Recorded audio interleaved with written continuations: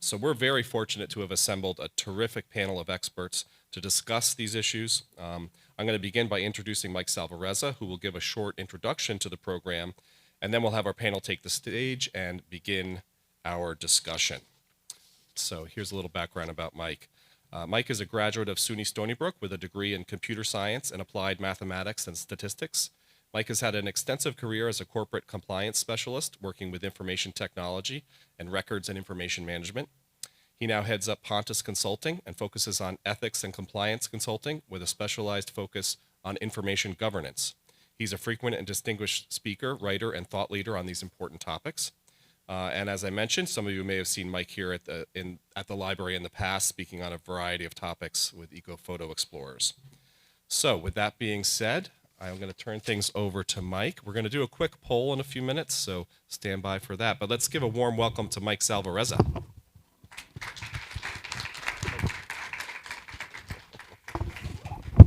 Apologies. You almost took away my voice. Well, thank you, Jeff, and thanks, everyone. And again, I echo what Jeff said. Thanks for pushing through the parking problems. And Jeff, you don't know. There could be people on Zoom that are on Zoom because they couldn't park here.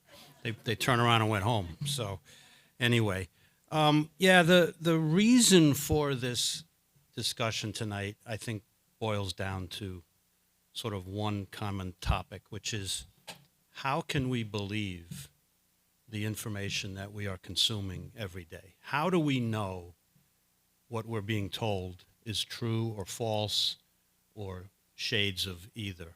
How do we know? Well, that's a problem. It's a problem if we feel like we can't trust those sources of information. So tonight we're going to try to explore that a little bit.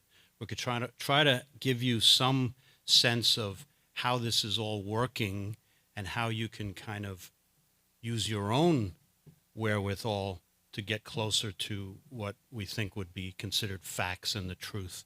But I agree with Jeff that every day since we first started talking about this topic, it's just gotten more and more important, more and more significant, more and more of an issue. But I do want to sort of make the statement that, but by the way, this is our panel. We'll introduce them in a moment, so we'll come back to this. I want to make the statement that this has actually been going on for quite a while. Anyone not recognize this picture? The Loch Ness Monster from 1934.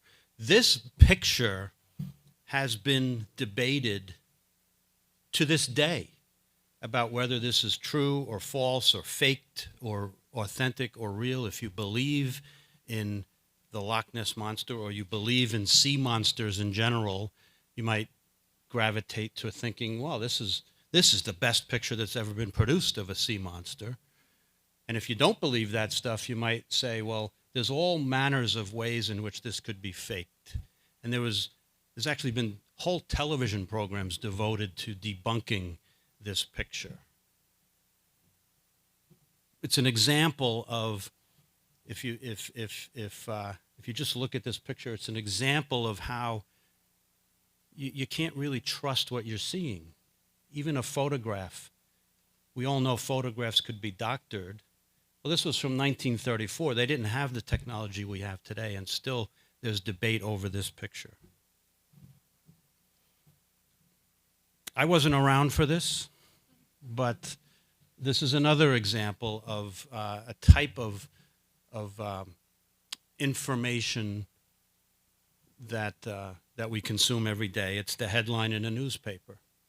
Well, in this particular case, as we all know, or maybe you don't know, but this was a presidential race between Harry Truman and Thomas Dewey. And the Chicago Tribune went to press in the evening before the race was actually truly decided. And they made the call that Dewey defeated Truman. Of course, that wasn't the case. But this is an example from 1948 of the newspaper getting it wrong. Maybe not for any type of malice or any type of nefarious intent, but just they got the facts wrong. And there's context here. The context is that they went to press too early and decided to make a decision before all the returns were properly counted.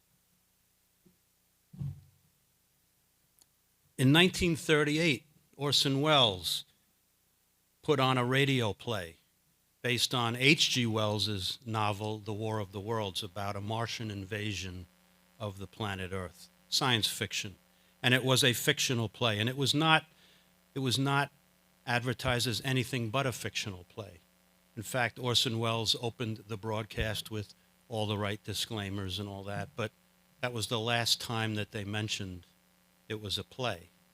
I'm going to play a clip from that radio broadcast in case some of you want to remember what you were listening to back that day. Ladies and gentlemen, I've just been handed a message that came in from Grover's Mill by telephone. Just one moment, please. At least 40 people, including 6 state troopers, lie dead in a field east of the village of Grover's Mill, their bodies burned and distorted beyond all possible recognition. The next voice you hear will be that of Brigadier General Montgomery Smith, commander of the state militia at Trenton, New Jersey. I have been requested by the governor of New Jersey to place the counties of Mercer and Middlesex as far west as Princeton and east to Jamesburg under martial law. No one will be permitted to enter this area except by a special pass issued by state or military authorities. 4 companies of state militia are proceeding from Trenton to Grover's Mill and will aid in the evacuation of homes within the range of military operations. Thank you. Now, if you joined that broadcast right at that moment, you might not realize that this was a play. And in fact, thousands of people didn't realize it was a play. And the result was riots in the streets, panic. People really were believing that the Martians had invaded and that there were people lying dead in New Jersey and that martial law was being declared, and on and on and on. This is an example of information that's coming at you without context. You join in the middle of that broadcast and you don't realize that it's fake. Again, this is back in the day when there was no television, there was no internet. All you had was the radio. So you believed the radio as the source of truth. Today, we know that there are all manners of ways of doctoring photographs and creating images that look real but are not. And what we have today is another type of technology that can amplify the false information, and that would be social media. Back in the 1930s, if you had a picture of the Loch Ness Monster and you wanted to proliferate it around the world, it took some time to get it around the world. Today, with the click of a button on social media, you can send a false image or a false piece of information around the world instantly to hundreds, thousands, maybe even millions of people. This is a well-known fake photo. It's called the helicopter shark. It's the image of a great white shark attacking a Navy diver right below a helicopter. It's fake. But it's generally credited as being one of the first viral images to go around the social network world. The helicopter shark. That was from 2001. Let's look at something a little more recent. We're in the middle of a presidential election year, and back in February there were some primaries. There was a primary in, I believe it was New Hampshire, and there was a robocall that was sent out to all the voters in New Hampshire purporting to be Joe Biden. I'm going to play that clip for you. It's a malarkey. We know the value of voting Democratic when our votes count. It's important that you save your vote for the November election. We'll need your help in electing Democrats up and down the ticket. Voting this Tuesday only enables the Republicans in their quest to elect Donald Trump again. Your vote makes a difference in November, not this Tuesday. If you would like to be removed from future calls, please press 2 now. That sounds very much like Joe Biden. And it sounds very much like Joe Biden encouraging people not to go vote. This was a fake, artificial intelligence generated audio clip that was then distributed over the phones through a robocall technology. Think about the adverse effect that this could have on people who might listen to that and say, okay, yeah, I'll stay home. I won't go vote. This is not a political statement. This is an example, though, of how this technology can adversely impact something as important as our elections process. Another reason for why we're here tonight.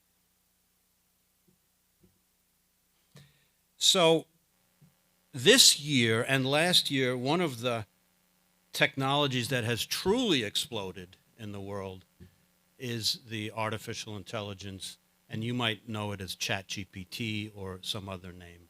People are using ChatGPT, which is an artificial intelligence tool, to generate reports, emails, letters, pictures, videos.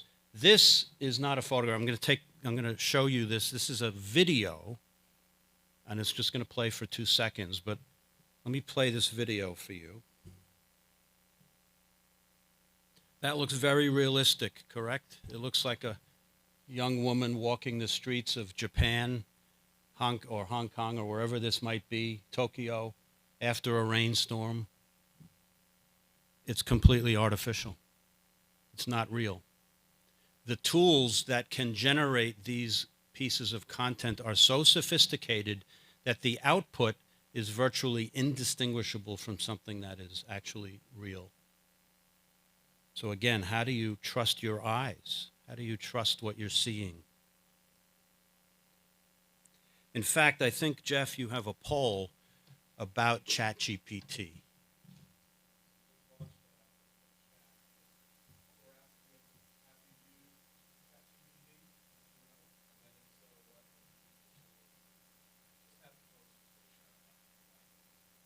So, right. So we'll get the answers from Zoom, but anyone in this room, have you used ChatGPT? You're saying you don't know.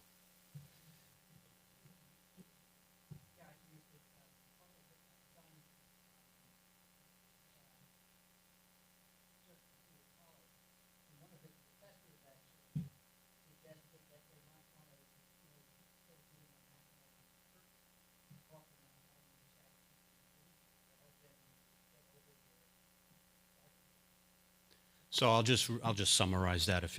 So the gentleman in the audience says that he has used it in conjunction with his son's schoolwork, where the professor encouraged them to use ChatGPT to draft out an outline of a report or something of that nature.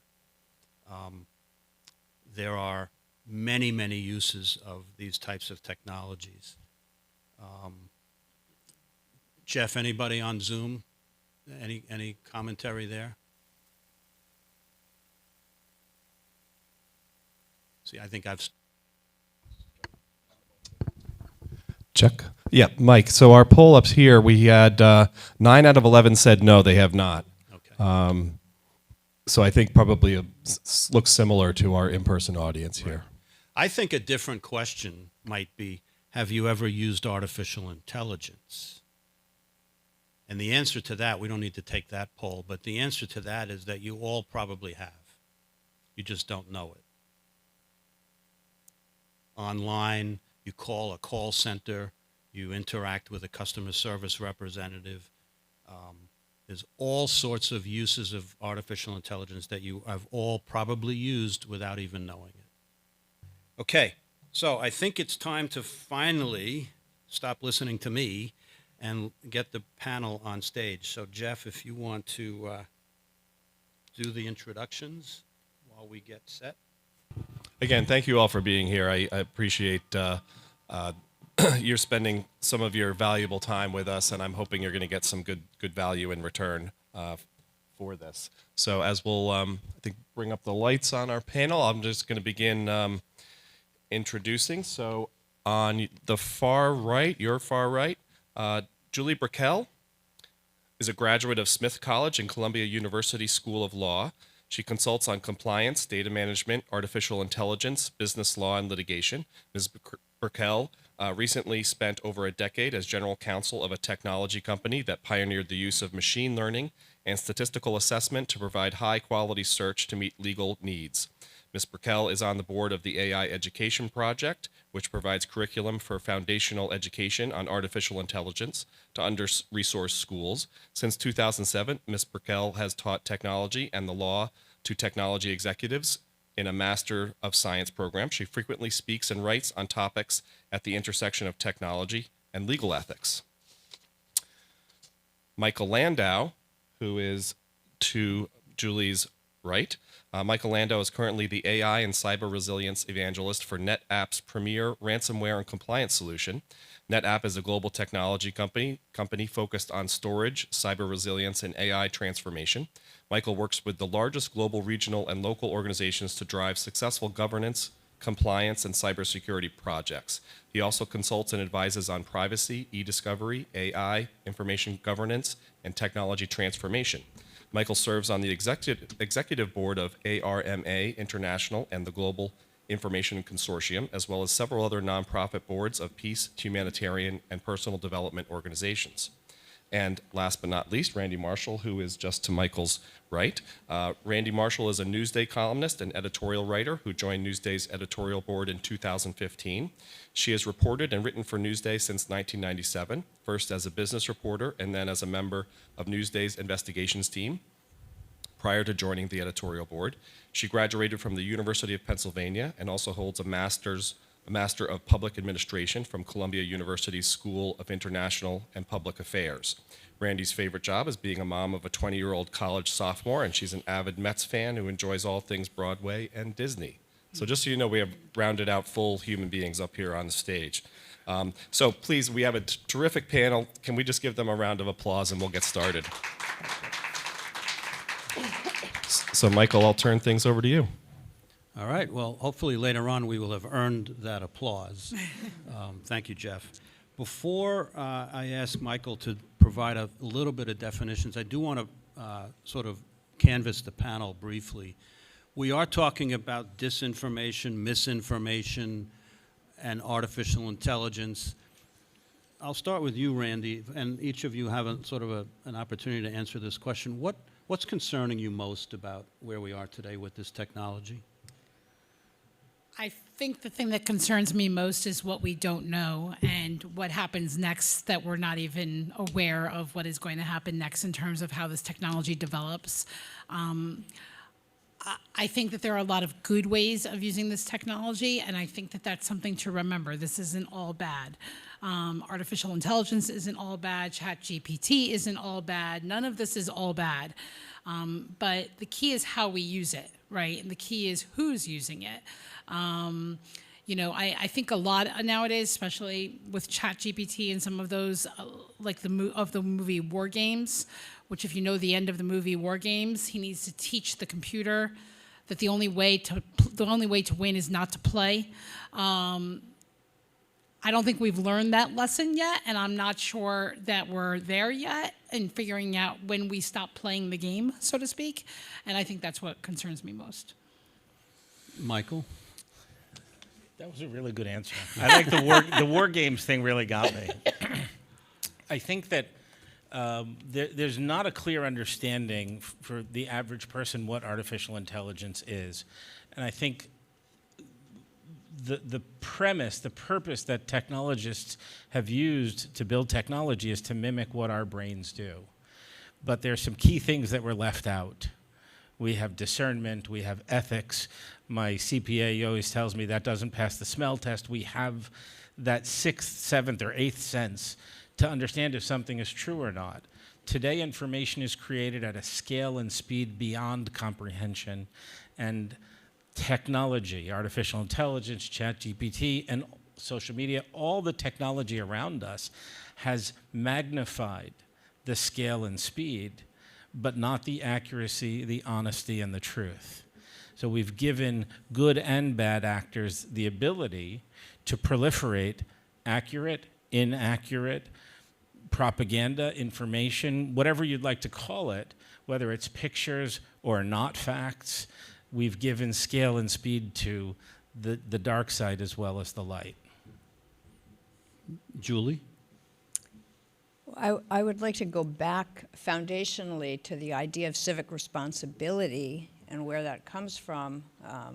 The ancient Greeks and ancient Romans, I guess, could argue about who was the best proponent, but we're going back thousands of years to the concept of a general welfare and the concept that working together people could function as a team on things that would benefit, like justice systems and common defense, and that to get the benefit of that, you also had responsibilities to contribute. So in ancient Greece, you needed to speak up, or you might be fined, or you might be painted with red paint, or otherwise called out as somebody who wasn't really participating in the society.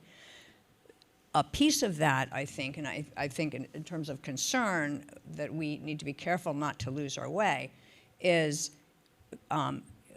concepts of truthfulness and honesty as part of that participation. Disinformation is really different from a viewpoint. So a fact is different from a viewpoint. Obviously, in our Constitution and the way that we've run our democracy here for the last couple hundred years, we're very eager to have people have freedom of thought and freedom of speech, but at the same time, disinformation and untruths do not help the common good. It has us working in a non-reality situation as opposed to a reality situation. It keeps us from being able to work together. So I think as a lawyer, we have constructs of legal ethics where truthfulness, candor to the court, fairness to the opponent, transparency with our client in terms of what we're doing and what it's going to cost them are all fundamental principles about how we're supposed to be working. And I think we should bring those concepts forward to today and work with them. So we could talk all night about a lot of different things. We're going to touch on some of the things that are most important for what we think you should be aware of. And first is the technology, because we're all using that technology, and I think we should be aware of what it is. And Michael, you mentioned a little bit about definition, so why don't you help us understand what we're talking about tonight? Sure. And I think many of us grew up or started in a paper world where there was a certain amount of information and a lot of manual process to get through that information. And we hear these phrases, artificial intelligence, ChatGPT.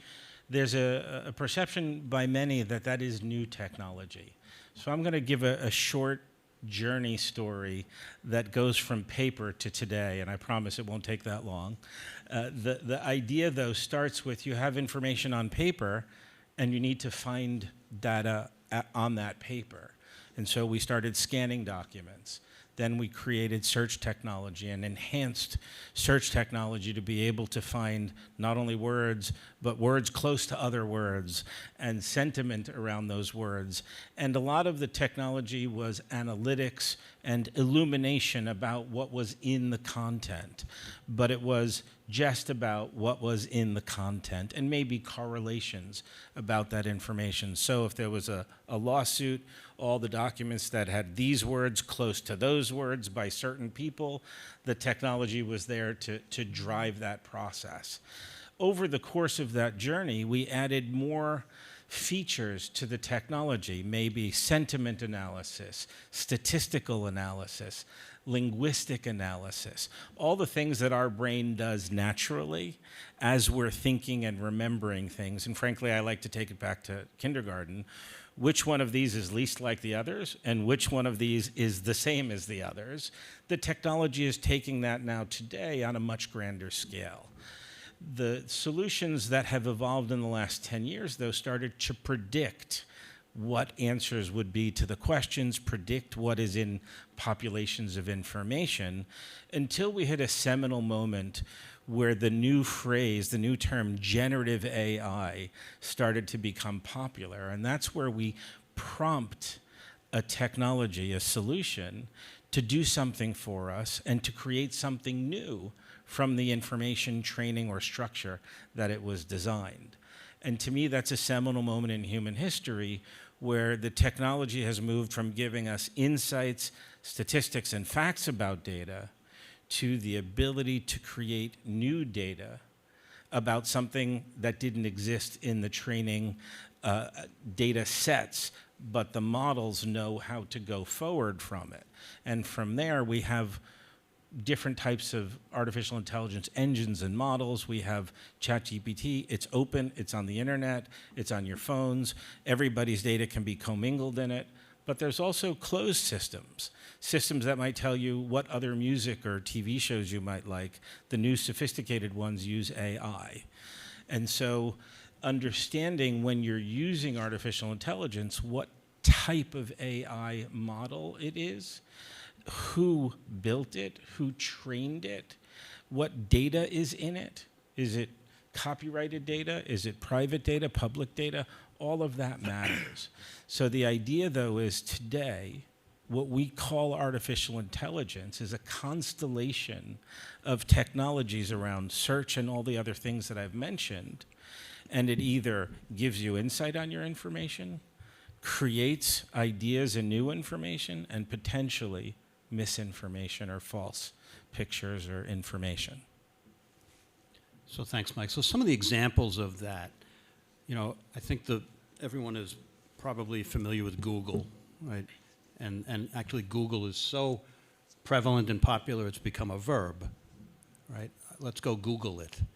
Well, Google is an example of search technology. It's now become very sophisticated, and behind the scenes it's using artificial intelligence as well. The generative AI that Michael is talking about is this ChatGPT. It's that video that I showed you. When he talks about a prompt, the video is generated by a simple prompt, and the prompt would be something like, make me a video of a slender woman walking on a wet street in Hong Kong. And that's what you get. And it's as simple as that. So that's sort of just a little bit of common examples of what Michael's talking about. One of the things as we talk about misinformation, disinformation, and so on, is the way these technologies work and interact with you. We talk about social media, and people use the internet for social media purposes. They use it to search for things. They use it to buy things. They use it to almost anything you can imagine can be done on the internet.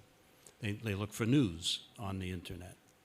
Well, one of the things that people are not so aware of is the artificial intelligence that operates behind the scenes, especially when you're looking for sources of the news.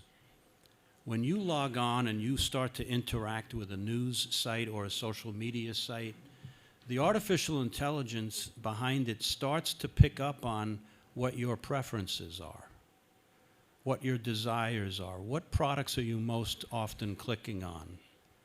Have you ever had the experience of searching for a product online and then the next day you're on a totally different site and you get a pop-up ad for the product you were searching for yesterday? Right? It looks as if, I did that once. I was looking for cruises to Antarctica, a very sort of narrow search for a niche product. And I started to see advertisements for Antarctica cruise companies on all these different websites. And my first instinct was, this little Antarctica tour company is advertising on all these sites? No. The artificial intelligence behind these sites is recognizing that that's an interest of mine. Well, that starts to get more and more important and significant and consequential when the type of news that it feeds you is slanted based on what it thinks you want to hear. It senses into your political leaning. It senses into your opinion about things. If you are a person who believes in climate change, then the news stories that you get would be likely to be supportive of that point of view. And conversely, if you don't think you believe in climate change, you start to get stories that deny that science. And they repeat and they repeat over and over again. We just had the Super Bowl a few weeks ago, and there was a conspiracy theory that started to circulate on the internet that the NFL had rigged the Super Bowl, the game. And the reason they did that is because they wanted everyone to be connected to Taylor Swift, who was dating one of the football players on one of the Super Bowl teams. And if you dig more deeply into that conspiracy theory, it was about the politics of Taylor Swift. And the conspiracy theory was the NFL was aligned with those politics, so they wanted the Kansas City Chiefs to win that game, and so they rigged the game. Well, those stories started to surface more and more and more frequently. And if you are living on the internet and you sort of bought into that theory, you started to see more and more stories about that. And suddenly, now, you can't trust the football game. You're watching a football game and you don't know if it's really on the level, on the up and up, or is it faked? Is it rigged? That's how this works. So we call that the echo chamber. The echo chamber is where you start to get data coming back to you that reinforces your own particular points of view rather than the broad points of view. So I'm going to ask you a question, Michael, as our technology expert here. How do we avoid the echo chamber when we're online? So it's a very difficult problem to solve. The first thing that I want to make sure we understand is most of the websites and portals that we're using are designed to give you information that you like. Not only for the purchase, because don't forget Siri and Alexa also listen, and things may pop up on your phone that you didn't even search, but the phone heard. And so we really have to understand that there's no privacy in the traditional sense today as there was perhaps when the world was disconnected. And so what we click on, what we upvote, what we like, is a self-fulfilling prophecy of repetition, expansion, and magnification, or the echo chamber. One of the key things that I suggest is to read articles about things you don't agree with, in addition to the articles you agree with. And I'm not going to call them news at this point. I'll just call it content, because we have to decide, is it news? Is it opinion? Is it content? So when we're looking at an article, who wrote it? Where do they work? What is their normal disposition? Read the heading, that's the single click. Read the whole article, not the first 24 lines. That's the double click. And then the triple click is see what else that individual or that organization is publishing and believing. Do your research just like you were back in school and doing a report. Check the source, check the facts. Double, single, triple click. But even more important than that, discernment. Does it make sense? Does it sound right? Does it read right? Take the pictures, take the words, search them. There's plenty of photo and text search. We just mentioned the name of the most popular one, but they're out there. If the picture existed for 20 years, well, you know it wasn't from yesterday. If the text existed 3 times or more, well, you have a good chance that it's not new text. I'm not saying that if original content is a lie or fake news, but if you know something is original and it was never written about before, that informs you what to think about it in a certain perspective. If that content existed over and over and over again, it also informs you. And the most important thing is read with an eye to understand. Don't read to accept. Listen to understand, question, use the same spidey sense you would use out in your social life as you are on clicks. And remember that one click like or an upvote can magnify the number of similar things you see tenfold. So find the news outlets and the content sources that you don't like and check those out in parallel to the ones you like. Balance, like everything else in life. We're very fortunate to have Randy here, who is, as you know, from Newsday. So I would ask you, Randy, this is kind of an important question, because if everyone is listening to this conversation so far and they're thinking, well, okay, I don't know who to trust, I don't know how to trust, I don't know what to trust, and you're working for Newsday, which is a purveyor of news. Trustworthy one, too. So, well, that's my question. How does the audience determine what is a trusted source of information? Michael is encouraging people to get a breadth of perspective from different sites and different places, but how do you determine what's trusted? So it's an excellent question, and Michael's right. You have to think outside the box and look outside the box, look outside your own bubble, so to speak, as often as possible. A side note is that one of the many topics I've covered and written about editorially, column-wise, over the years is vaccination. And in doing so, I have purposefully looked at and been a part of, on the outskirts, but been a part of the anti-vax community. I have sought them out, and I have sought out what they have written. And all of a sudden, when I started doing that, it came back to me, right? And I started seeing ads, content that was completely not true, but that was clearly part of what I was apparently feeding the algorithm and telling them that I wanted to see, which was fascinating. It was a perfect exercise of what Michael's saying, because it was the idea that you can all of a sudden then change the kind of information and content you're seeing. To your question, though, Mike, the most important thing is to not rely on one source, even if it is Newsday. Don't just rely on one source. Always think critically and always look for more than one source of information. If you're reading Newsday, you should also go take a look at other sources of information. You should take a look at other newspapers. You should take a look at other websites, and you should take a look at other television programs. If you're watching a certain cable TV show, on one night a week, watch a different cable TV show from a different cable TV provider. Work yourself outside of your own box, and because that way you'll at least understand, wait a minute, what he said is different than what she said, and I need to go figure out what's real.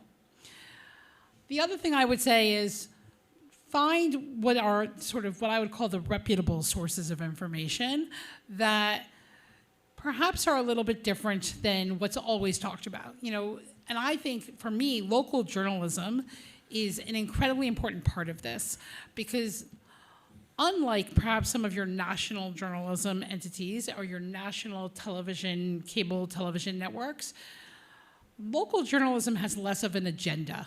There is less of a political bent. There is less of a goal in mind necessarily on a national scale or even on an issue scale. So the reason why I think that, for instance, Newsday and other local news sources are important parts of what you should read and take in is because they're not necessarily providing you with the national context of the presidential race, but they are providing you with a very localized, very specific set of news that, in general, I would argue, you can trust. That's not to say you shouldn't double check. You should always double check. But you should also know that we are double checking too, right? When I have become a different kind of journalist in the world of the last decade or so, I have to double check my sources and triple check my sources and do my work differently so that I can make sure that the information I'm then giving you is accurate and fair and appropriate. So that's the other thing. What is that journalist? How many sources did that person quote in their story? How many different people? Was it all anonymous? Was it not anonymous? Were there different people from different walks of life quoted in that story? What information, where is that journalist getting their information from? And that way you can assess a little bit more clearly, read with a little bit more critical eye on what you're looking for. I think that's fascinating. And, you know, Newsday as a media outlet, maybe peel the curtain back a little bit, Randy, and sort of help us understand what does Newsday do to ensure that it remains a trusted source of information versus the public looking at it as something that they can't trust? What do they do? So first of all, and I am now, as you noted in the beginning, I'm an opinion writer now. But for the bulk of my career, right, I was a news journalist, a reporter covering things like any other reporter. And for every story throughout my career, you talk to as many people as you can. You don't just talk to one person. You don't just talk to one side of an issue. You don't just talk to the Republican. You don't just talk to the Democrat. You talk to as many different people as you can. Oftentimes, I would talk to maybe at least double, if not triple, the number of people who you actually see quoted in the story. Because that way, I am getting the full picture. And then I can digest that into a 500, 600, 700 word story that you guys can all read, right? But I know there's a lot more in my notebook than what you then see in print. Why? Because then I know that I have the full story. That has increased exponentially as disinformation and misinformation have become a bigger problem and a bigger way of life in a way. When I write about vaccination now, for instance, I have to be so careful, A, in how I write, in the words I choose, and in who I talk to, right? And what happens when I actually purposefully want to write about the anti-vaccination community, for instance, and I have done that a few times. Well, I don't just write about what I see. I actually go out there and I listen to them. A couple of years ago, in the wake of the COVID vaccine, there was a discussion in East Northport with a pediatrician who believed that the COVID vaccine would kill your children. I went there, and they wouldn't let me in the door. So I watched the entire thing from my car across the street on Zoom. And then interviewed as many people as I could who would talk to me as they were coming out the door. And it made for a really interesting column because it was like, what are they hearing? And what are they seeing? It is important for us as journalists to do our job by having those conversations just as much as we have the conversations with the truth tellers so that we can then discern the difference and hopefully convey to our readers what is factually accurate.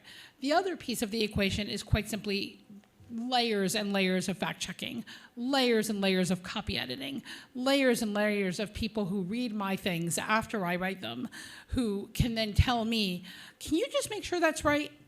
Or can you make sure that's not, are you sure? There's my bio mentions that I'm a Broadway lover. There was a show that just went on off-Broadway recently called The Connector, which unfortunately just closed, but hopefully it'll come back for another life in the future. And it is about a journalist who fakes his work, right? I went to college with a journalist like that. His name was Stephen Glass. He was a writer for the New Republic. He faked almost everything he wrote for them, to the point where I wonder if he faked things that he wrote when he was in the college paper with me. It's very easy to do that, but it's harder now, thank goodness, because fact checkers have become a more important, and copy editing has become a more important part of the equation. And the more that we can check facts, it's no longer okay just to write a story, at least not at Newsday, to write a story with 5 anonymous sources and not disclose them to anybody and just write it as fact and then put it in the paper even though none of it's true. That would never fly anymore. I don't even think it would have flown at Newsday 20 years ago, but it did at the New York Times, it did at the Washington Post, and it did at the New Republic, all of which have famous, very well-known stories of journalists who faked even a Pulitzer Prize-winning piece in one case. If you want to go look it up, take a look for Janet Cook, which is and this is before disinformation became a thing, right? These are journalists who are making up their stories. So this has always been an issue, but I would argue everyone's paying a lot of attention now, and we're not going to let that happen. At least I'm not going to let that happen, because we're going to constantly be double checking and triple checking. I find that interesting, just as we're talking about how technology is making it easier to create a lack of trust. You're saying that now the Newsday is working so hard to fact check stuff that it's harder to actually fake it, which is very... And in a way, technology sometimes makes that easier, right? Yeah. It makes it easier to double check your facts, just as Right. much as it makes it easier to spew fiction. Really quickly, before we go on, I wanted to just tell one quick story, which is that I think everybody has been sort of the victim of some of this from time to time, right? For as much as I am a double checker, triple checker of facts, when I got a dog, I went down a rabbit hole where, like, all of a sudden there was all this information about the tick medication that I was going to give my dog and all of the bad things it could do to my dog. And I went down this complete rabbit hole where, like, it was going to cause my dog a heart attack or something like that if I gave him HeartGuard or NexGard or whatever the tick and heartworm medication was. And I freaked out, and I emailed the rescue, and I said that I had gotten the dog that we had rescued the dog from, and I said, oh my God, what am I supposed to do? You're telling me I'm supposed to give this drug to my dog. This thing says it could cause a heart attack. And then all of a sudden I stopped, and I said, oh my God, I just found an anti-vax site for dogs. And I suddenly realized that I'd just gone down the same rabbit hole I keep telling my readers not to go down. It was a moment of utter, like, wow for me, right? It was a moment of, wait a minute, even any of you, even any of us up here can fall down that chute. And so we need to stop, pause, to, triple click of sorts, but also just stop. Think, does this make sense? What am I reading? And as a journalist, we do the same thing. If he tells me something, does this make sense? Because if it doesn't, I better double check it. And even if it does, I better double check it. So it's interesting, Julie, we're talking about fake information flying around from all different sources for all different reasons. I would think that there would be legal ramifications for people who are distributing disinformation or fake news or fake information. What are the legal implications here? Well, I will talk about those. I will say there is not really a substitute for being an informed and curious consumer where you check sources and you look at whether the person who's writing actually, for example, has a medical degree, and are there multiple reports? If it's such an important study, there should be multiple people who are reporting on the study. Ask yourself, what are the motivations of the people who are the distributors of the information? Often fear and greed are big. I would add now self-aggrandizement. How many clicks can I get? Which connects to greed, because the more clicks, the more likely you are to get advertising dollars on your feed. But there's a lot of personal motivation behind a lot of the information that's sent around. So to your question about legal remedies, I would say the Constitution has guaranteed us the right to freedom of speech and to be protected from government infringement on that right. So federal, state, local governments are very restricted in their ability to stop speech. We've all heard you can't yell fire in a crowded theater, right? When public safety is at issue, speech could be stopped. There are laws against defamation, which is stating a fact about an identifiable person that is false and that you should know is false and that causes them damage. That can be stopped. You could run into court and get the judge to tell the person who's saying it to stop saying it.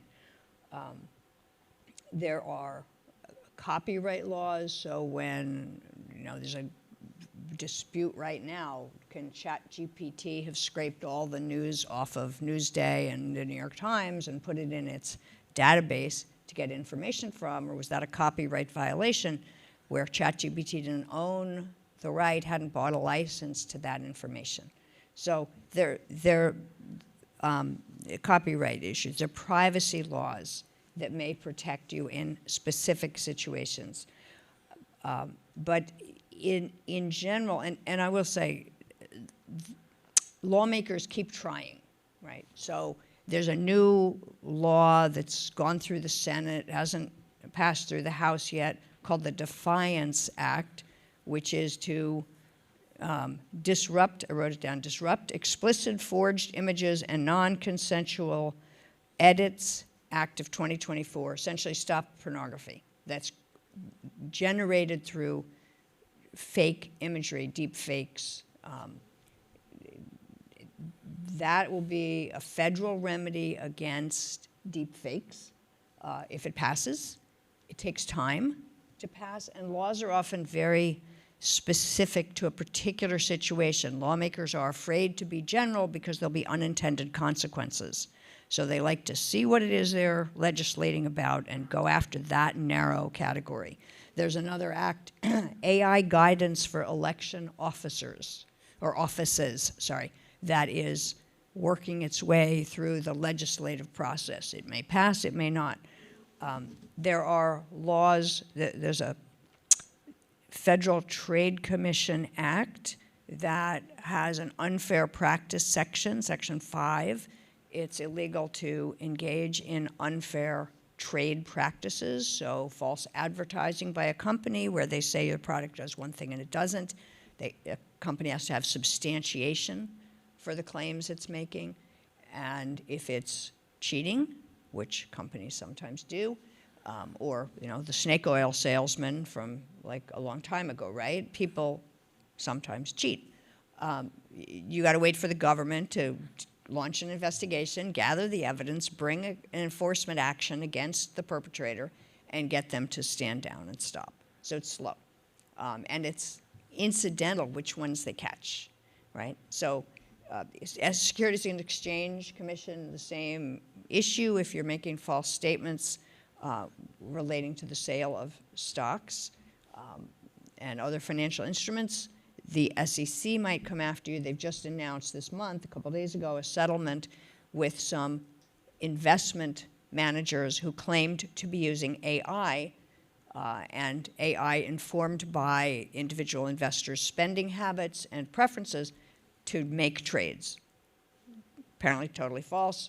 They were not using that kind of artificial intelligence at all, but they thought it would help them get business if they advertised that they were using it. So the SEC went after them. But again, that's one out of how many who are lying about whether they use AI. We go to trade shows, and every vendor on the 5 floors of the Hilton in New York City say they've got AI embedded in their product. They don't. They might have some machine learning embedded, but they don't have AI. And there's nobody, likely going to go after them. So laws are spotty. They have to be enforced. Lawsuits take a long time. They're expensive. You won't get your remedy quickly, so you need to be a knowledgeable consumer. If I have one more minute, I would add there are organizations. The European Union is working very hard to set out principles for the trustworthy use of AI in legal systems, principles of accountability, measuring results, so you really have vetted whether what you say you're generating with the AI is actually what's coming out. Competencies, are the users actually competent to use the AI program as intended, and transparency about what you're doing. You can look for those things. Those are good principles, and you could look, is the vendor I'm listening to or the individual I'm listening to being transparent about what they've done and where their sources of information are and their backgrounds, et cetera, or not, because the principles are good. The U.S. is working on that kind of thing, too. We're just behind the EU. Does that answer your question? I think so, and I think that gives a sense of, the complexity of some of the regulations and the difficulties. Let me just ask, and I'm not to put you on the spot, that audio clip that I played earlier of the Joe Biden robocall, is there a penalty to the person that did that? Well, Minnesota passed a law that prohibits deep fakes created for use in politics. So if it had played in Minnesota, I think the answer would be yes. I'm not reading the statute, right? There are often nuances. There are 10 states that have passed laws about the use of deep fakes. Some are going after technology, some are going after the user, right? So each law is a little different, who it catches. They're all trying to navigate what's permissible in view of the First Amendment and the prohibition on the government restricting free speech. So again, it's hard to stop the falsity, and important for users to think hard and be very curious and skeptical about what they're seeing. Can I just add one thing? The other thing I would say to that is that it's also incumbent upon us as newspapers, journalism, whatever, to sort of be aware. Somewhere along the line, we need to stop it, right? So I'll point to the Kate Middleton photo. Everybody familiar with this photo that's now been going all over the place? The interesting thing to me about that was not so much that, somebody doctored that photo, but what Associated Press and other news outlets did in response. They took the photo down. They put a disclaimer on it saying, we believe that this has been tampered with and that this is not real. We're not going to use this anymore. And while the photo is everywhere on social media, those trusted outlets that you might go to for your news will tell you that they will not be publishing that photo because it is, to their knowledge, faked, right? In whatever way it was faked. So I think we've gotten a little better since that Dewey versus Truman, kind of days a little bit in terms of. And I think there is a responsibility upon people like me and my organization and others like us to try to filter a little bit and to try to stop as much as we can. And we can't stop it all because it's all going to filter through, but to try to at least define what is real and what is not. And to, that Joe Biden call and what have you, to say to folks, wait, stop, think, as much as we can. That doesn't fix the law, but there is a responsibility there that I think we are sort of trying slowly to figure out what our role is to play there. We, for instance, now figure out whether somebody wrote a letter to the editor using ChatGPT. We've already had it happen once, where we got a letter that we realized was completely ChatGPT written. And there are algorithms, there are engineers working on creating algorithms to figure out whether ChatGPT wrote something and it wasn't original, whether an image is a deep fake, whether a news article or position being put forward by people matches up or doesn't match up with, they're trying to compare. What kind of sources are out there about this event already? And what is this person saying now? And do those map to each other? Or, are there images of somebody clapping and the person who just wrote this article said nobody clapped in the audience, right? So they're trying to find more sources to check and do it really fast with technology.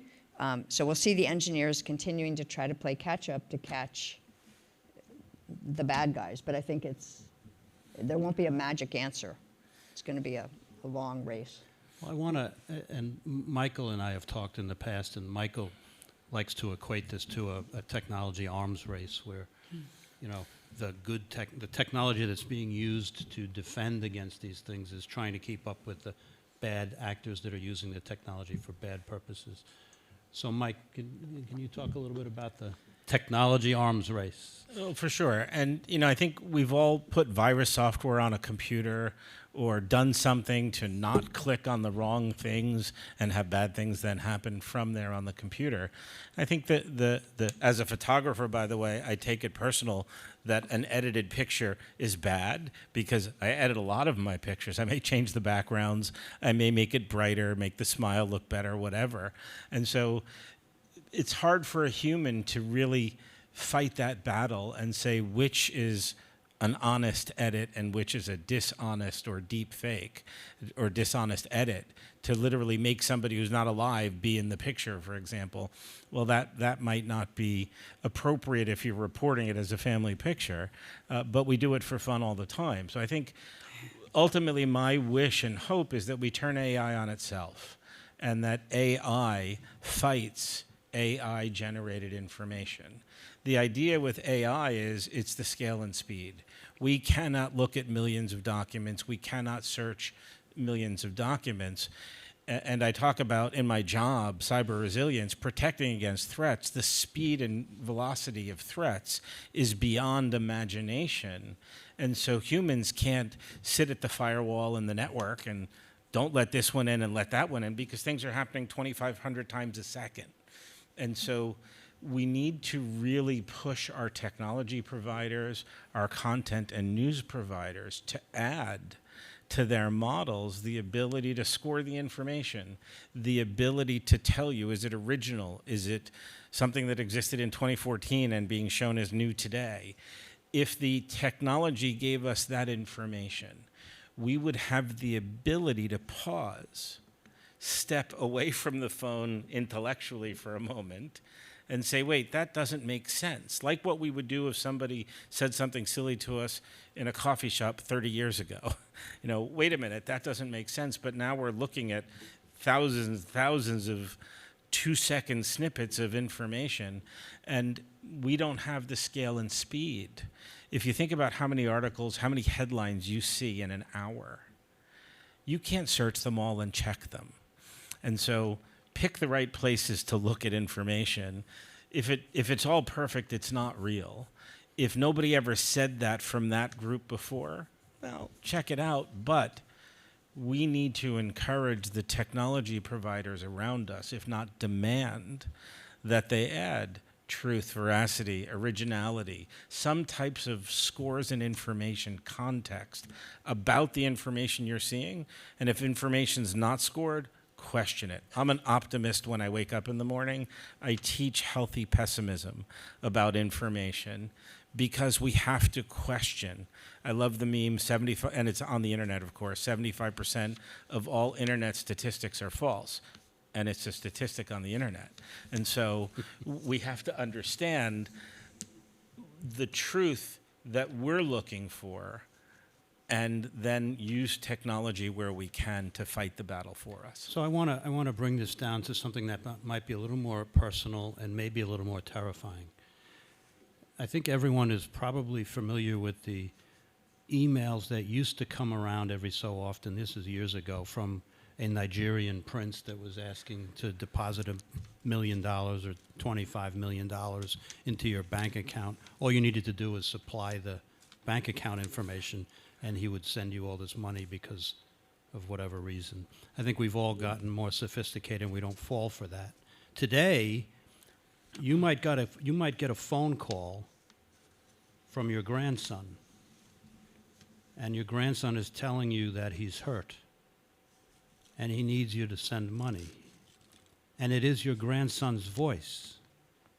So, Michael, how do we combat this more sophisticated type of what we call phishing?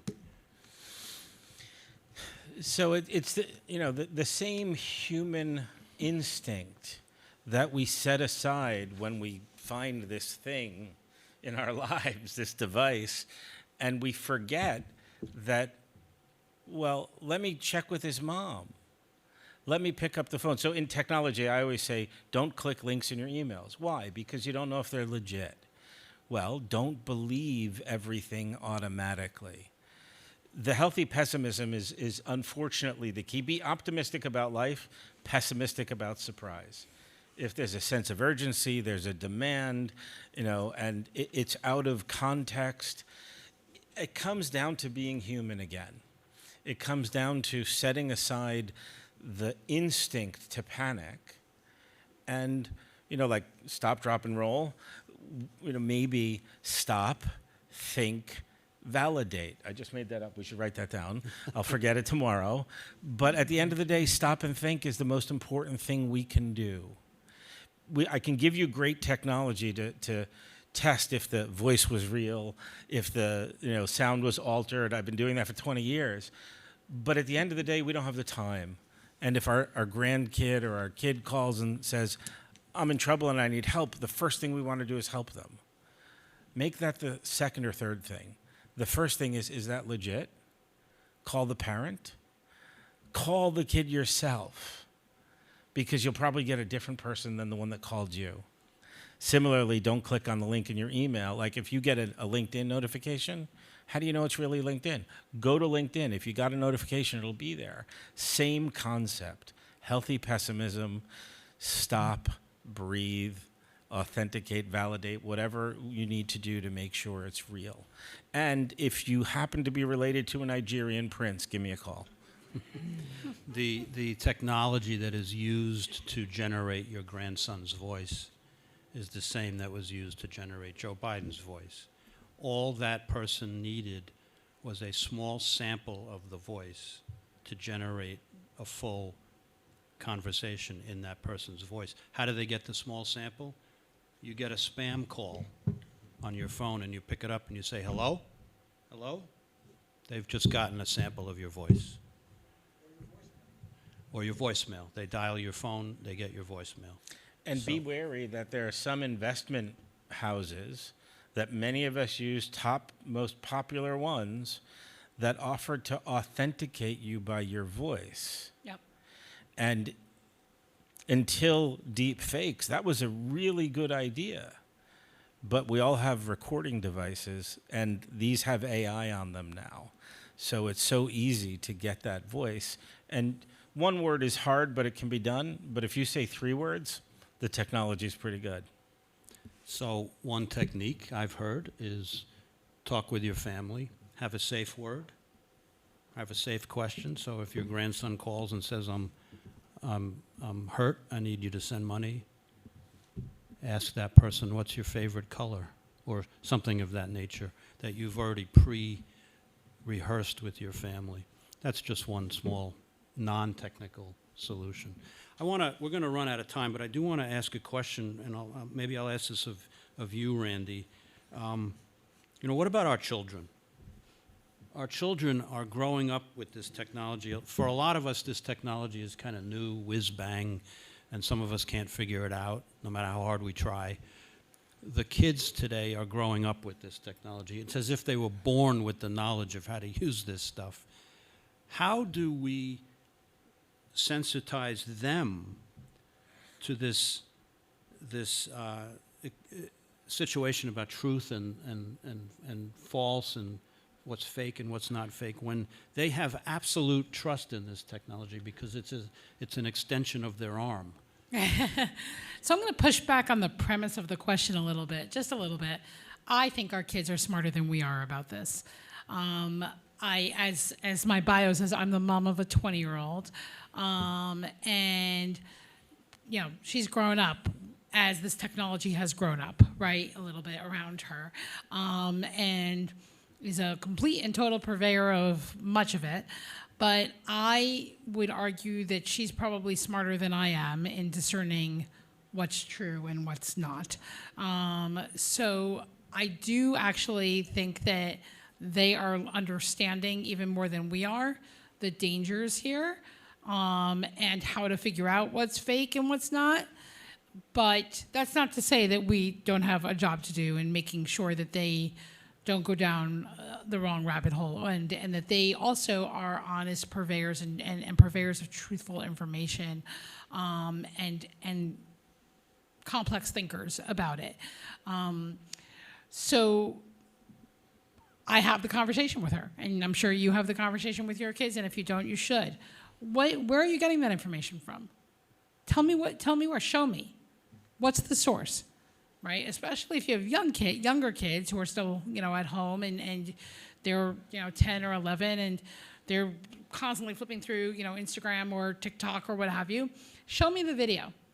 Do you think that's real? Does that make sense to you? Have the conversation with your kids. And then even show them how to make a fake. Show them. If they haven't learned already about ChatGPT, they will. I once had ChatGPT write a column for me because I was curious how it would turn out, and I had it write like both sides of the same issue. Go ahead, try to see what they'll come up with if you want to do something on on any topic, because the more that they understand it, the more they'll recognize the pitfalls. And so I think just talking with your kids, having that conversation over and over again, and questioning them about where they're getting their information forces them to question more also. And so the more that you can do that, the better. I think we should make a pitch for the local library and turning up and talking to the reference librarians about how to research information to validate whether it's true or not. So that's think a it's a great possibility point. as Hear, hear. well, right? Yeah. Learning how to research the issue. And there's two great questions that come from the coaching practice that I'm involved in, and help me understand and tell me more. Because if you tell them it's not true, they're going to disagree with you automatically simply because you said it. But help me understand and tell me more. If they don't have more information, they only single-clicked. And when you ask, tell me more, well, let's look together and let's double-click and really understand where it comes from and see what makes sense. It's important not to challenge. Today, having conversations is a challenge on difficult issues. And so letting people have their opinions but asking for more is a very safe space that you can create, especially with your children or with someone who has a different opinion. And again, show me. I want to see it. Not in an adversarial way. Just, show me what you're seeing. Because the more that you can see what they're seeing, the more that you understand what their world looks like. Because keep in mind, their bubble, their echo chamber could be different than yours. It likely is. Yeah. So, Jeff, I think we're close to the time. I want to just, before we take questions, I do want to quote our very first president, from whom this town takes its name from, and this library, and that's George Washington. And he said in his very first address to the nation, he said, "Knowledge is in every country the surest basis of public happiness." And I think what we've been talking about today isn't so much knowledge per se.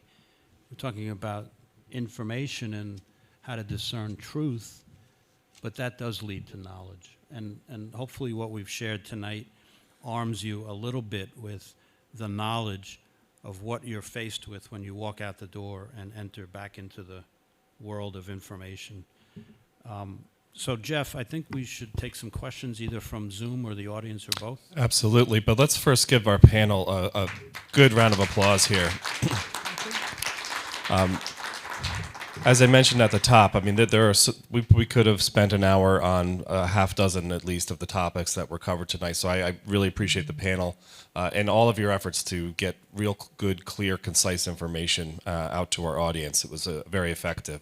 So I do want to take some questions. We got a couple questions here in front, and then we'll take some up on Zoom. As a retired journalist, I have to tell you, I found all of you incredibly fascinating. I could listen to you for hours. You're fabulous. So I have one really easy question for Michael based on something Julie said. And I just want to know, what is the difference between machine learning? Is artificial intelligence just a much more sophisticated type of thing? So machine learning can be automatic or manual. It's the training that happened before it got complicated. Before, for example, if you did searches, like I said in the beginning, you could search on different words, different terms. You can teach a computer, let's say 12, 15, 20 different parameters or more, and have the computer learn what's in the information from there on its own. There's continuous machine learning. There is supervised learning where it's on certain data sets that are biased to a particular set of facts you want it to find. So is this an invoice? Is this bad words or good words? It's a lot, but essentially the answer is it's the computer taking parameters and then applying it to a population of information to give you results. That's the technical answer of machine learning. But as you add more of the features and capabilities, it becomes the constellation of capabilities we know as artificial intelligence. Those are large language models, big sets of learning. It's really the expansion of that technology. Gotcha. My last question, if I could, Jeff, it's to Randy, because as a former reporter, I spent a lot of time as a fact checker. And your story about Thank you. I spent a lot of time trying to figure out if something was true or not. So the digital revolution has made that so much more difficult because everybody with a camera is a photographer and everybody's a reporter. But So Randy, why you mentioned trying to find out somebody's motivation. Now, with the case of the dog medicine, it could be competitors in that field.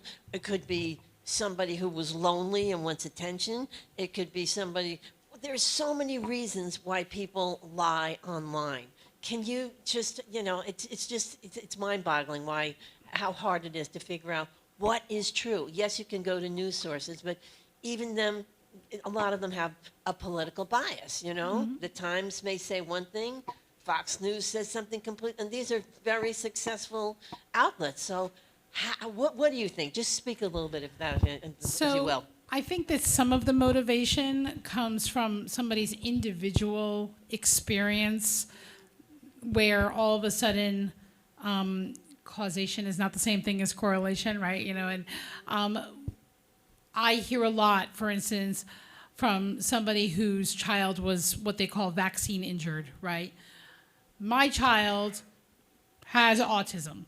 She had vaccines before she was diagnosed with autism. Therefore, the vaccine causes autism. Well, hopefully everybody in this room knows that that's just not factually accurate, right? The therefore piece of that sentence is a problem, right? Because just because one thing happened and then another thing happened doesn't mean that the two are connected in any way whatsoever. So I would argue that that becomes a little bit of a self-fulfilling prophecy where one person thinks the therefore, they tell another person, so they think the therefore, and then 10,000 more people think the therefore. In a way, I think that's what happened with the stuff too. Their dog got sick. There has to be a reason for it. It must be that tick medication. Boom. All of a sudden it becomes a thing. So I think that's part of it. Part of it, however, is more malicious. Part of it is not just, I'm looking for an explanation, that must be the explanation. Part of it is, I'm going to go down this thing because I want everybody else to come down with me, and we're all going to go down the hole together. And I do think that there is a maliciousness nature to some of it. Part of it is that we're all looking for an explanation in general, and we'll take whatever we get, and we'll listen to whatever sources we somehow think are right, and then we end up in that echo chamber, and we can't get out of it. The people who, are in that chamber of thinking something that is clearly false is real, that's all they're hearing. All they're hearing is the false information as real. So they're not hearing what you're hearing by going to multiple sources. They're only hearing X happened, Y happened, X, therefore Z, right? And whether it's true or not doesn't matter anymore because it's all they know. And that perpetuates itself. So I think that's part of it too. Thank you. I think it's important to say that artificial intelligence is a bit of a misnomer. It's not really intelligent. It's really programming that based on very large processing capability and very large data sets is able to assess a lot of variables to look for, to identify patterns or trends. We used to do it in 7th grade algebra, all the dots on the chart, and we draw a line through the middle for that line to reflect a prediction of, how tall the daughter would be if the mother was X, height. And with artificial intelligence, many, many, many more variables can be added. What did they eat? What country do they live in? How tall was the dad? What were the heights of the brothers and sisters, etc. It's still just a line. Most of the dots aren't on the line. Okay, so I think it's important to think, when you're thinking of it, is it truth? Is it reality? No, it's a trend analysis. It's a prediction. But we know that the next daughter may be a dot way up here and not on this line at all.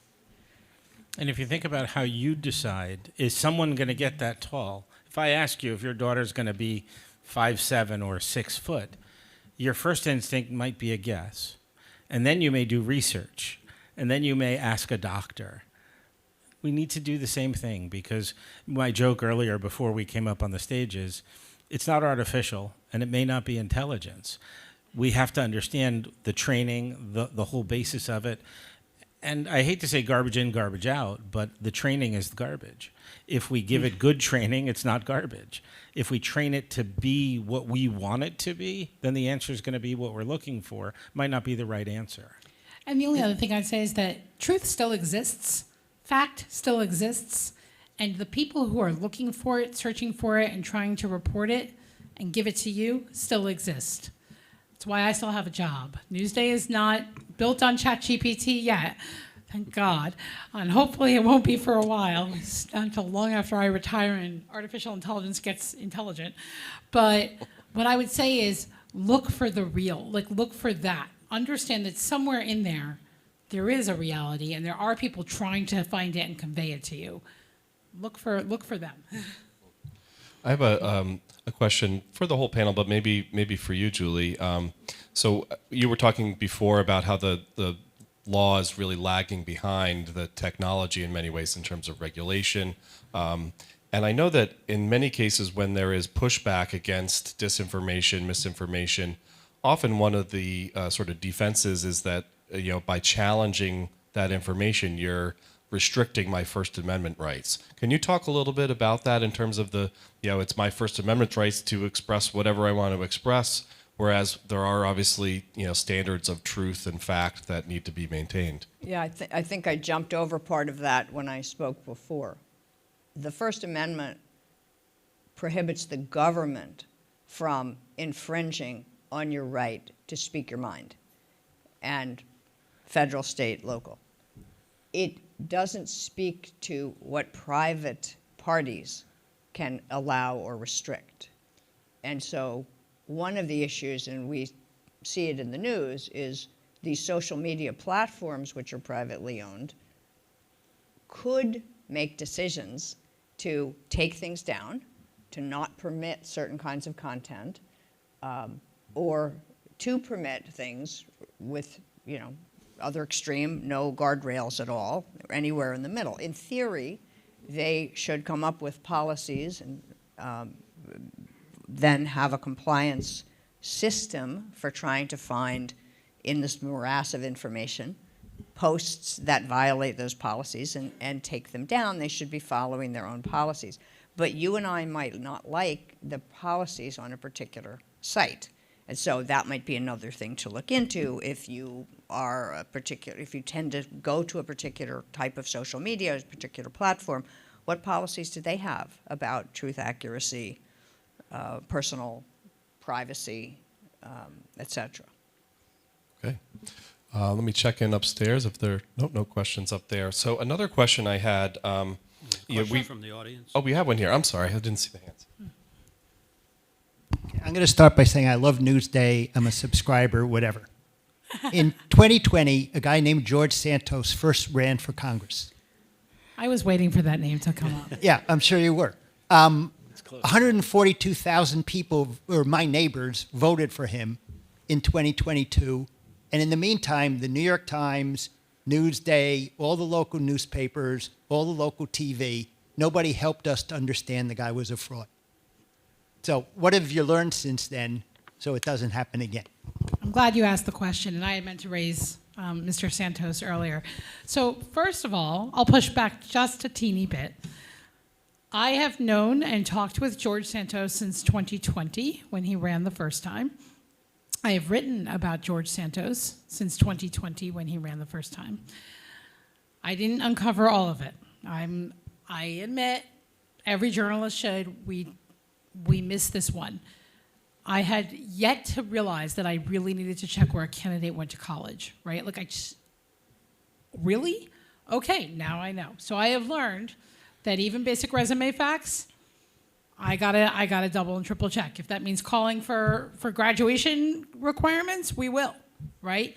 I think that if you read what Newsday did with the Mazi Pilip, Tom Swazi race, you would see that we went beyond and above and beyond in terms of double checking both of them. And we said, we went to the University of Tel Aviv to check Mazi Pilip's college credentials and all of, so I think that on its own showed a little bit about A, what we're capable of, and B, the steps that we're taking. But I would say that that we had uncovered a bit of not the entire story, but some of the problems with Mr. Santos. I'm not sure whether folks read, paid attention, or cared. Because in all honesty, the voters who voted for George Santos that year were not necessarily voting for George Santos. They didn't know who George Santos was.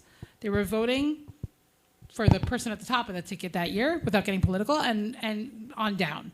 I do not believe that most of the voters who voted for George Santos knew that George Santos went to Baruch College, or said he went to Baruch College, and played on the volleyball team. Just not true, right? They did not know that. They did not care. So I would argue that just while it is our responsibility as journalists, for sure, to do a better job vetting, to do a better job double checking, to do a better job getting it out there to you guys as much as we possibly can, it's also on the voters and on the readers to read and be thoughtful and pay attention and not just vote for everybody down a line, and pay attention. Who is this person that I'm voting for? And why am I voting for them? And that's on us, but it's also on you. And that's what I would say to that. And there's an important reality in this country that technology advances, the law catches up. And we heard about that earlier. And bad human behavior advances, and then society has to catch up. And I'm sure many of us wake up and say, how could that happen? Not just once in a decade, but human behavior, it's the arms race we talked about, and we have to just continue to catch up. And I think there's a word that has come to mind with a bunch of our conversations in the second half of this evening. Blame is not necessarily as helpful as constructive repair and new directions, because we see in social media constantly everybody's blaming somebody else for something, or the therefore. And so I would encourage all of us to push society, to push ourselves, to push news outlets, to push the platforms we're using, to stay as close to the bad as possible, if not to be better than the bad. But it's a race. Another question? So I have a few things. First of all, I thought this was great, and thank you. I thought it was a great program. I am former president of Friends of the Port Washington Public Library, so I'm always proud of our library, and proud, and a Newsday subscriber, and proud that a former reporter from Newsday was here just a few weeks ago speaking about his book on George Santos. So If you haven't read Mark Cisano's book, you should. I bought it. I have it. Wonderful. So, okay. So I'm old. And my son is a computer guy. Our daughter's computer. I am totally not in anybody's world except my world from graduating from college in 1968. So I'm really behind the times. And at the moment, I'm working on my 60th reunion from high school, and we're struggling with how to find our classmates. Should we go on Facebook? Who doesn't have, maybe some don't have Facebook. We think they all have computers, but it's actually a question of privacy. Do people want their names out there? Yet we want as many people who are still alive to come to our reunion. So this was an appropriate topic for me tonight. Schreiber High School 64. Well, so there are websites that specialize in that. It's been a long time since I looked, but I think there was one, classmates.com, and there may be others.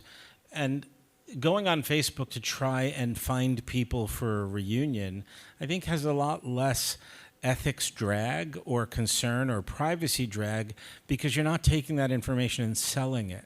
You're trying to invite people to an event that they can opt out of.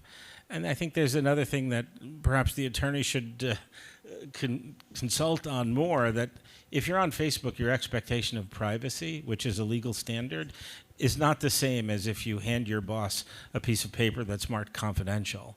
And so, if somebody's on the internet and you want to search for them, they're putting themselves there so they can find information and be found. But the way you act, and just the fact that you asked this question, tells me that it would be done in a way that is not going to take their information and proliferate it elsewhere. And it is for a good that that technology is there for you to be able to use. Then there's old-fashioned picking up the phone and calling a lot of friends, but that's harder. It's hard to find. I agree. Again, to go back to the thing I said at the very, very beginning, how are we using the technology? Are we using it for good, or are we using it for bad? Right? Are we using it for global thermonuclear war and war games? Are we using it to play tic-tac-toe or plan a reunion? Right? So, I think it's absolutely okay to go and see what you can find on Facebook and or elsewhere and see who you can find that way. The key is then to ask everybody you do find, hey, you know anybody else? Right? Because that's where the conversation actually comes, right? Instead of just finding them and then having no conversation, hopefully then that person actually is in touch with 3 people and somebody else is in touch with, and then it can organically, hopefully, the community of sorts can grow. My high school class is on Facebook as a group, right? Where we can join a page or whatever, high school class of X, and we actually stay in touch that way. And I probably wouldn't be in touch with, I don't know, 3/4 of those classmates if it weren't for social media. So there is that good as well. All of a sudden we know about each other's kids and each other's lives. And if I need something from somebody, you know what, I need a lawyer. All of a sudden I have a whole class full of them, right? You know, like, so that's the other upside, I would argue, but I don't know what the lawyer here says. I want to jump off that point a bit. I agree with using systems for the purpose for which they're designed, which it sounds like what you're trying to do. There's a flip side of that that's a caution that I offer. We're starting to see situations where information generated by AI is being used for purposes that it was not intended for. And the data sets that are used and the algorithms that are created for one purpose do not necessarily fit a different use. So let me give you a couple examples. Criminal defendant pleads guilty, is going to be sentenced in Wisconsin, Mr. Loomis. Prosecutor wants to use an algorithmic evaluation of the likelihood that he'll be a recidivist, that he'll go back to jail. Rate's high. Mr. Loomis says, wait a minute, I want to know how the algorithm is designed and what's the data set it's trained on. Prosecutor says, nope, sorry, trade secret. Supreme Court of Wisconsin agreed. So they're going to take away his liberty based on an algorithm, based on a data set that he is not entitled to, he's not allowed in Wisconsin to look into. Violation of due process, in my humble opinion. The algorithm that was used was actually designed to look for people in the system who were going to get out of the system and evaluate if they were likely to be a recidivist so that they could be helped and coached and guided before they left the system so they wouldn't come back. So if you don't have people in the community, if you don't have a job, if you don't have a place to live, you're more apt to end up back in jail. If you know that about somebody, then you can help them as they're exiting the jail system and help them get settled in the community. That was the purpose. Okay? So it's had a good purpose, being used completely for the wrong reason. Government of the Netherlands sent out notice, used an algorithm that was supposed to flag people who might have received more benefits from the government than they were entitled to. The tax authority was supposed to look at those, those flags and decide what they thought. Instead, they just sent notices, send me back $10,000, $30,000, $100,000 to thousands and thousands of people. Took years to sort it out. The notices were wrong. Kids were taken away from their families because the families were impoverished by having to repay. They were put in foster care, 2,000 kids put in foster care, parents committed suicide. Tragic implications because the AI, which was supposed to flag possibilities, was used as the answer. And so I think it's important to realize that the person who buys the algorithm and decides that very often is not the user, and sometimes the user wasn't trained on what the algorithm's made for, or they don't care, if you want to say, careless user or evil user, right? They don't care and they're using it for the wrong reason because it seems easy. But this is entering our society as well. Next time you go to the doctor's office and the doctor tells Alexa to turn off the timer, think to yourself, wait a minute, that's a misuse of Alexa. Alexa is sending everything I say in this room back to headquarters to make the AI better. True story also. So I think we're just about out of time. I have one last question I'd like to pose to the panel. Again, my question here is going to be referring to a New York Times article. You'll have to vet me and whether this is accurate or I'm making this up. A couple of weeks ago, the New York Times reported a story about Russia creating fake news organizations. One was called the DC Weekly. One was called the New York News Daily and the Chicago Chronicle. These are all made up.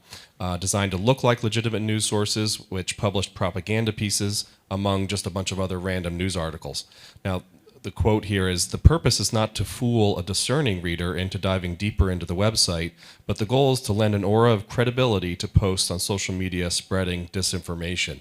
So it's the spreading of that information. I think what we've hopefully been able to take out of this tonight is that there is a lot of individual responsibility that's called for here, not only in terms of just consuming that information and discerning what is real and what is not, but in terms of sharing that information. So I'm going to pose that back to the panel here in terms of the role of social media and how we share information, often before we've even thought about it.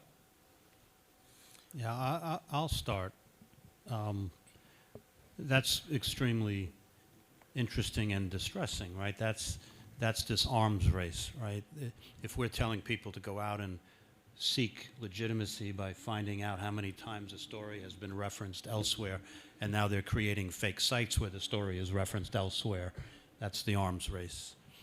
The whole point of the early slides, the Loch Ness Monster and all of that, is to say that this issue has been around for a very long time, but it's of incredible consequence today because of the technology that we've been talking about. So we're dealing with a new era of the same problem, but this new era is on steroids, to use that phrase. I think this is a point in time, and the whole reason we had this panel, thanks to Jeff, is because this is truly a threat to us, a threat to our society. It's an existential threat to our way of life. It's extremely dangerous in the negative. And there is no technology out there that protects us from all of this. You know, we talk about things like predictive AI and generative AI. I'd love to see a protective AI out there at some point that we can rely on to shield us from all of this. That is probably a pipe dream for now. So it does fall back on you. It does. And you do have to be a fact checker. You do have to listen to all of the suggestions and comments and thoughts that the panel surfaced today. You know, we're in a very consequential year. This is an election year. If you watch Fox News at night or you watch CNN at night, don't just vote one way, as Jeff was saying. If you just listen to them, you're going to be inclined to vote one way. And that one way may not be exactly to your benefit, regardless of which way you vote. I think, and lastly, just to add again, the personal threats that come at you, the Nigerian prince, but the modern day Nigerian prince, that are looking to extort money from you, they're out there. Every day I read in Newsday a story of somebody that got swindled out of their life savings because they fell for a trap. You have to look at everything that comes at you, triple click, to use Michael's terms. Make sure that you're not giving away your life savings to some dubious criminal somewhere. I think sadly, after there were two people on Earth, if we believe that that's how it started. The third person is when fake news, imposters, catfishing, and all those things must have started. It's not new. The scale and speed is the issue. I would urge that all of us lobby our politicians and our technology companies to have an obligation to remove fake accounts. I think, we see it in social media, Facebook, in dating sites, in news sites, in all the different content sites out on the market.